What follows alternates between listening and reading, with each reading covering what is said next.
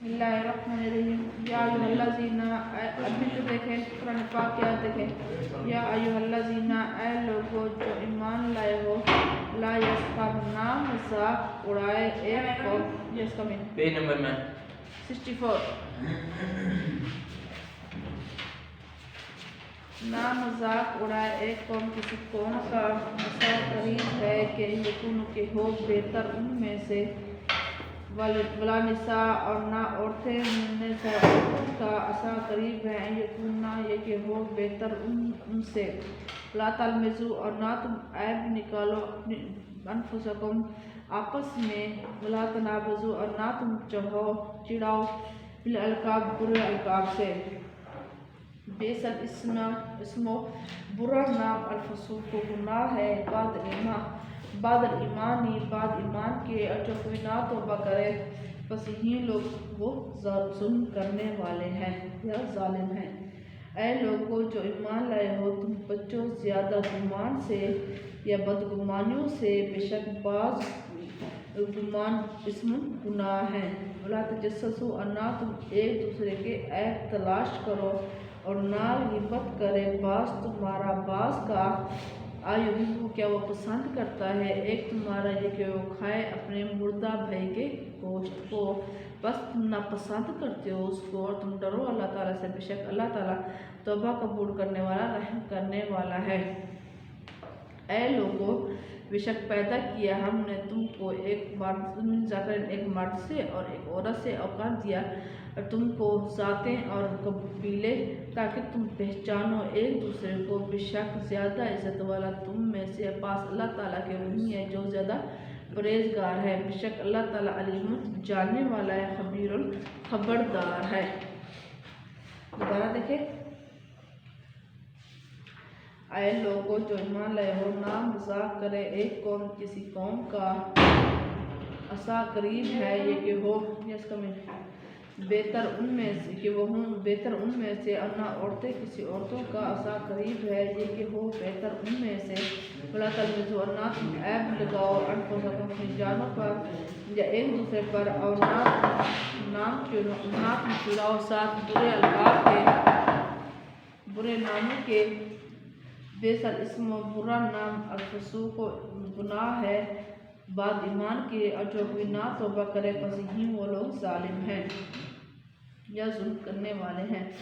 ऐ लोगों जो ईमान लाए हो, तुम बच्चों ज़्यादा बदगुमानियों से, बेशक बाज गुनाह होते हैं, और ना तुम तजस्सुस करो यानी ना तुम एक दूसरे के ऐब तलाश करो, और ना गिबत करे बास तुम्हारा बास का, क्या वो पसंद करता है एक तुम्हारा ये कि वो खाए अपने मुर्दा भाई के गोश्त को, बस तुम नापसंद करते हो उसको, और तुम डरो अल्लाह ताला से, बेशक अल्लाह ताला तौबा कबूल करने वाला रहम करने वाला है।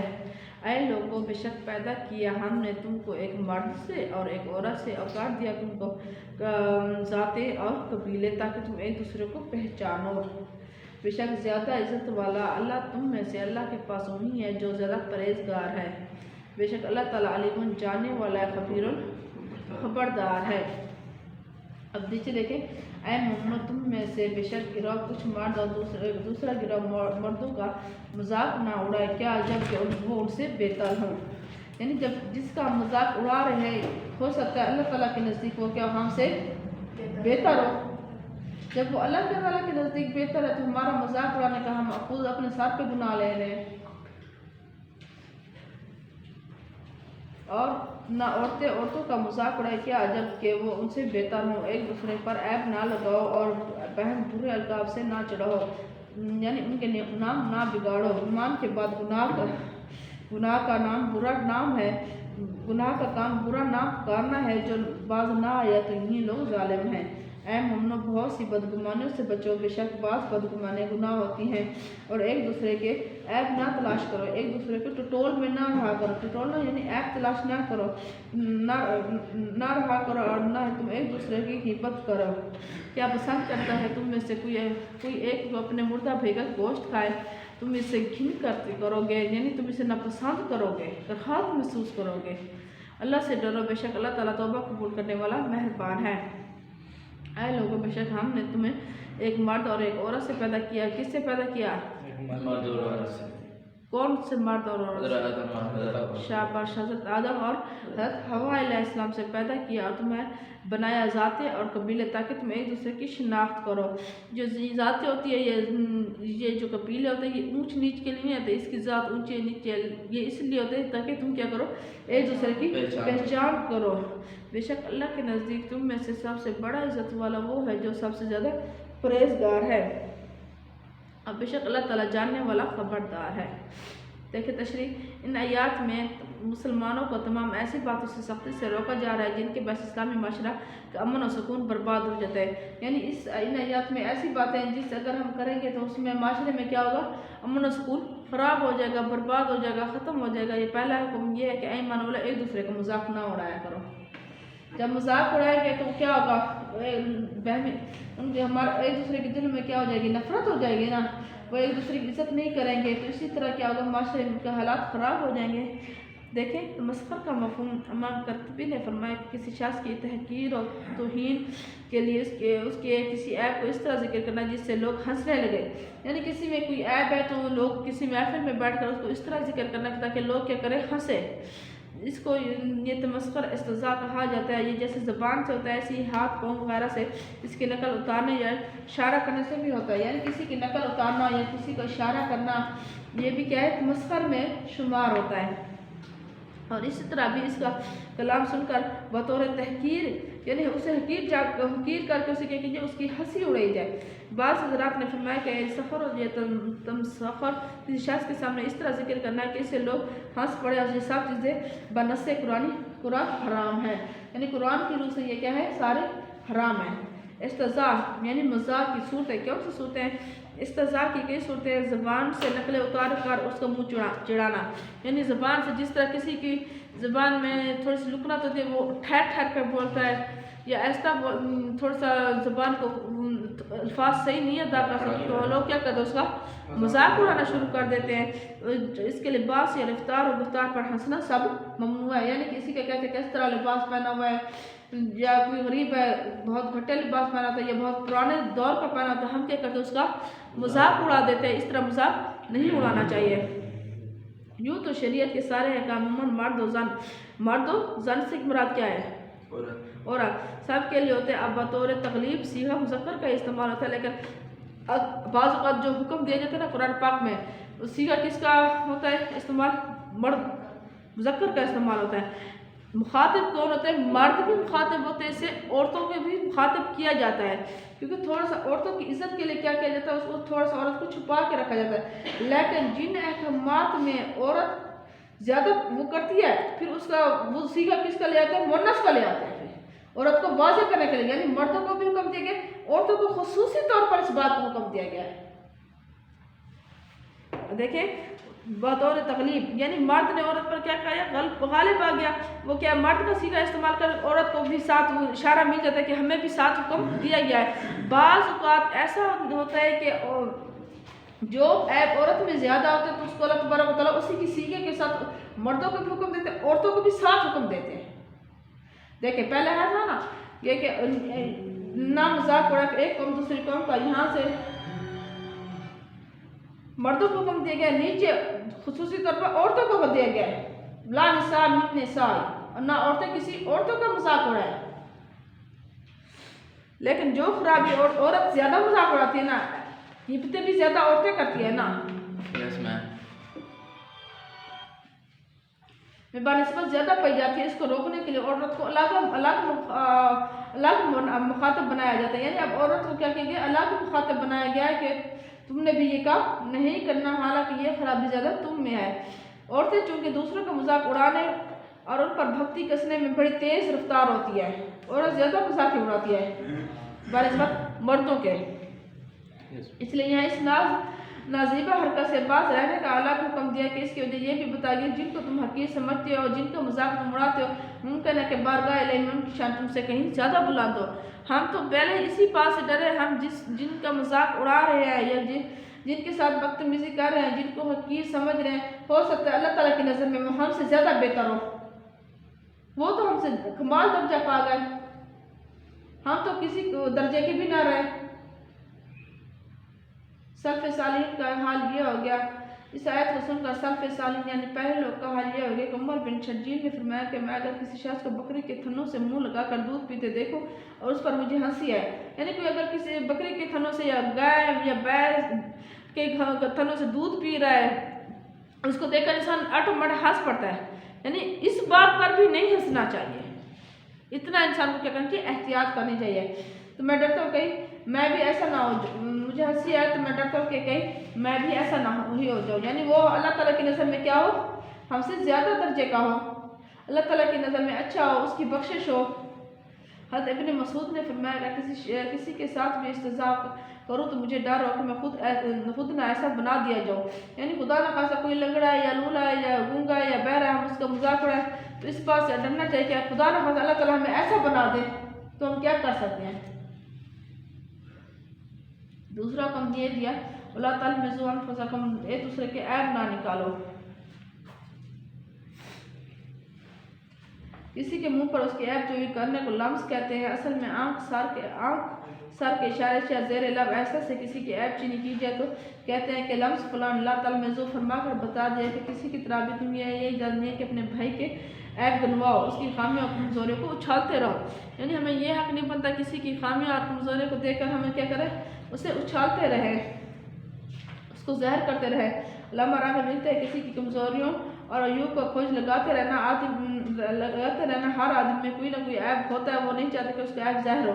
اب ہر انسان میں اللہ تعالیٰ نے خوبیاں بھی رکھ دی ہیں اور خامیاں بھی رکھ دی ہیں، ہم ہر انسان کی یہ کوشش ہوتی ہے ہماری خوبیاں تو ظاہر ہو لیکن خامیاں ظاہر نہ ہونا انسان نہیں چاہتا۔ اب کوئی انسان مکمل تو نہیں ہوتا نا جس میں صرف خوبیاں ہی خوبیاں اور خامیاں بالکل نہ ہو، تو ہر انسان میں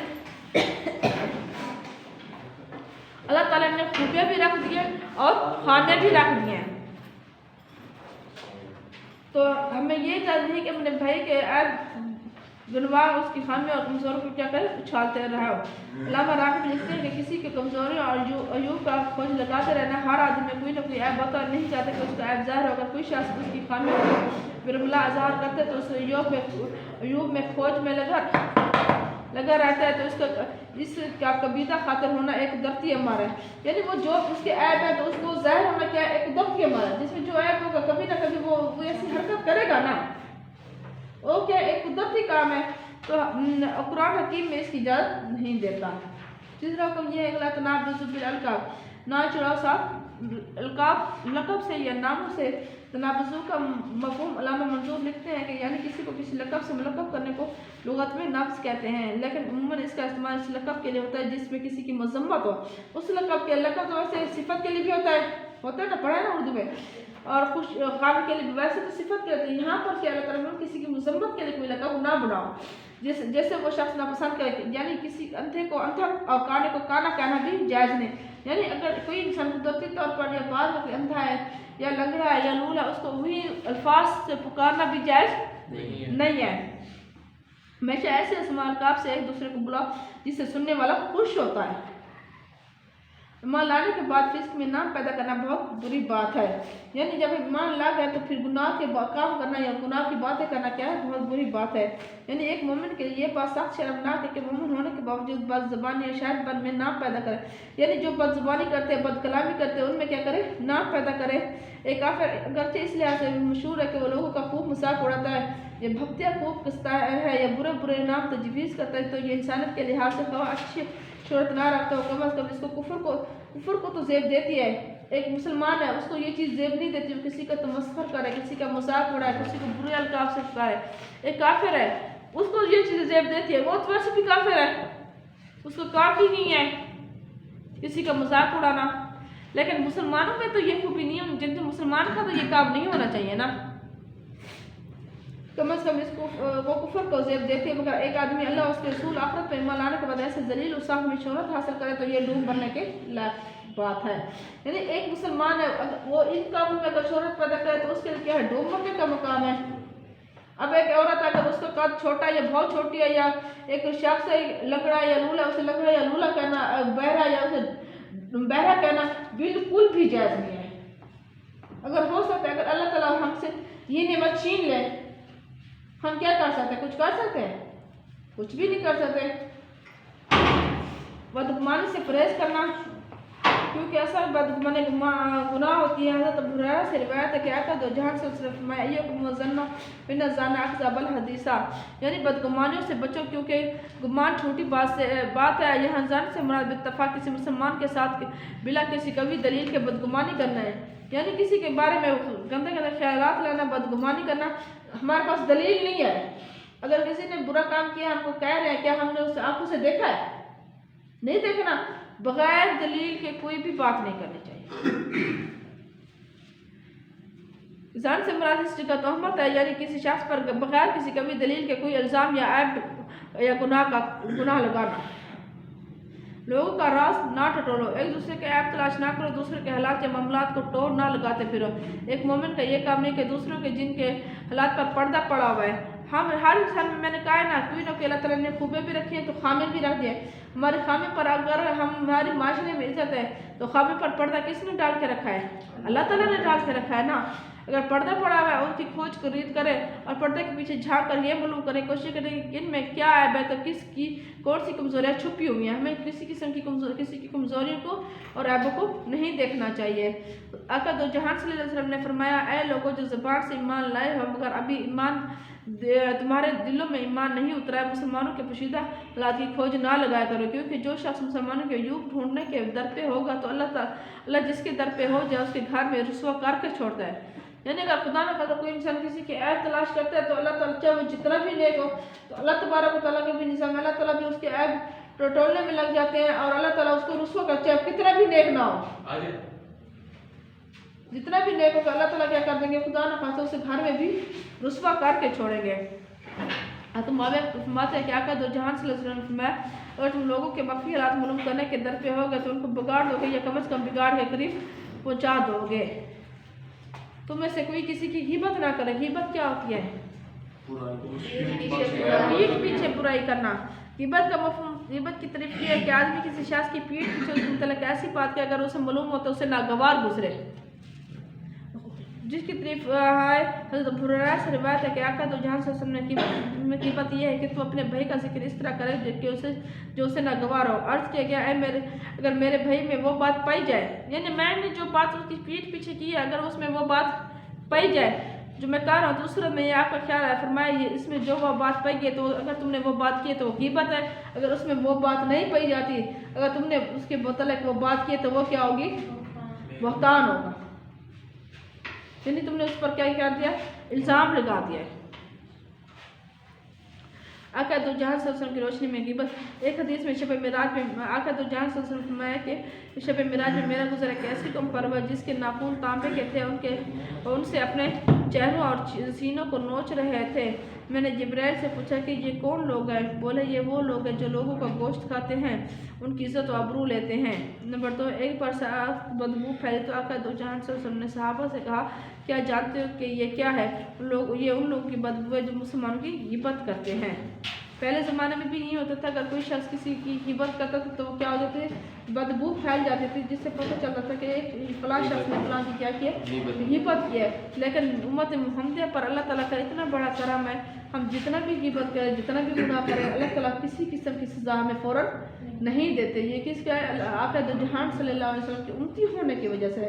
یہ اللہ پاک کا بہت بڑا احسان ہے کہ اللہ تعالیٰ نے ہمیں آقا دو جہان صلی اللہ علیہ وسلم کو کیا بنایا؟ امتی بنایا۔ ایک حدیث میں آیا کہ لوگوں نے سے پوچھا کہ غیبت کس کو کہتے ہیں؟ آپ صلی اللہ علیہ وسلم نے فرمایا تمہارا اپنے بھائی کی اس چیز کا ذکر کرنا کہ جس کو ناپسند کرے۔ کہا گیا کہ میرے بھائی میں وہ عیب موجود ہے جس کو میں پیار کرتا ہوں۔ فرمایا اگر وہ عیب اس میں موجود ہو تو اس کی غیبت کی، اگر نہیں ہے تو تو نے اس پر بہتان لگایا۔ سمجھ میں آئی یہ بات؟ نیچے دیکھیں اتفاقوں کی نمانہ بات کرتے ہیں کہ عمران خان ایسا ہے تو ہم غیبت کر رہے ہیں۔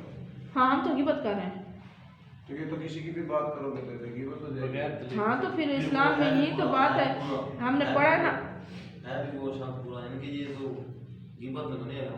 بغیر دلیل کیسے؟ آپ میری بات سنیں، ہم اس کی دل کی نیت جانتے ہیں؟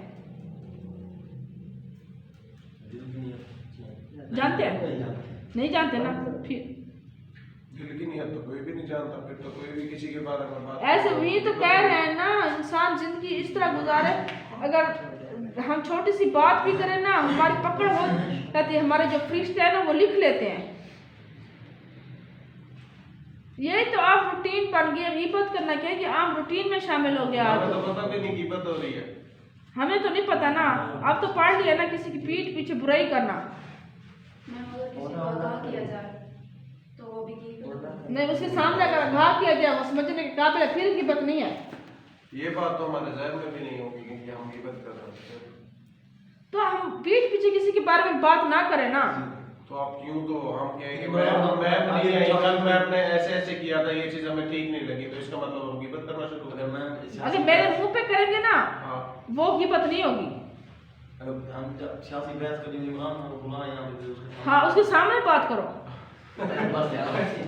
یہ تو ہمارے گناہوں کی وجہ سے اللہ تعالیٰ نے ایسا حکمران بھیج دیا ہے. ہمارے گناہوں کی, ہم اپنے گناہوں کا خمیازہ بھگت رہے ہیں. جس طرح پہلے نواز شریف تھا, ہم اس کو اچھا نہیں جانتے تھے. اب وہ دور اس کو یاد آتا ہے جب گھی بھی 160 170 روپے کلو تھا, چینی 60 روپے کلو تھی. اس کو لوگوں نے ایشو بنایا ہوا ہے, یہ کوئی ایشو تو نہیں ہے. مہنگی ایشو نہیں ہے. ہر دور میں مہنگی تو ہوا ہے. کوئی ایسا دور بتائیں اس دور میں وہ غریب کے لیے ایشو بنا جو مزدور اس کو بند کرتا ہے نا اس کو بند کر دیا. اس کی